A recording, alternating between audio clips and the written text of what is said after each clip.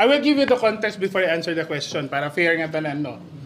Since the Congress started, the House of Representatives has always been open.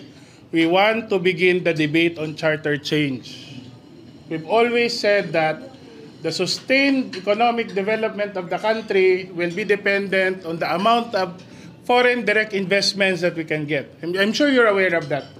The more that, saling pa man ni Speaker, domestically, there is just enough, there's saling pa man limited capital. Buti ay man let mga riko Pilipinas. Unfortunately, globally, there's also limited capital. So the more attractive our economic situation is, the less restrictive our economy is, the easier for these investments to be brought to the country. That's the reason why the House, from the very start of this term, has always been in favor of charter change on the economic provisions. Now, that is the reason why last year, we passed a resolution calling for a constitutional convention. Amiton pinakasyahan.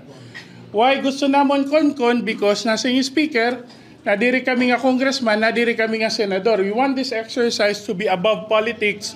We want this exercise to be beyond suspect. Di ba mo konkon?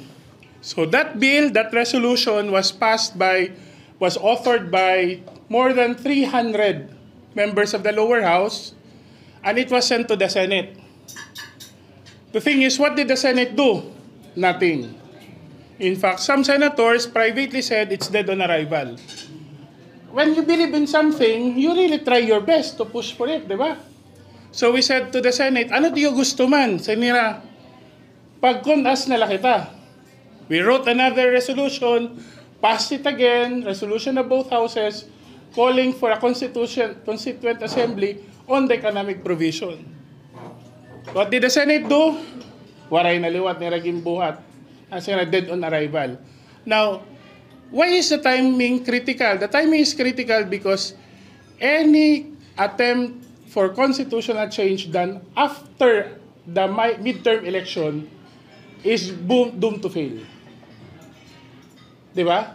Any attempt to change the constitution after the midterm election is doomed to fail. That is why we want to do it during the first half of the president's term. So this thing came in nga people's initiative. It is a legitimate constitutional option provided in the Constitution. There are people who, like us, believe also that the Constitution needs to be replaced.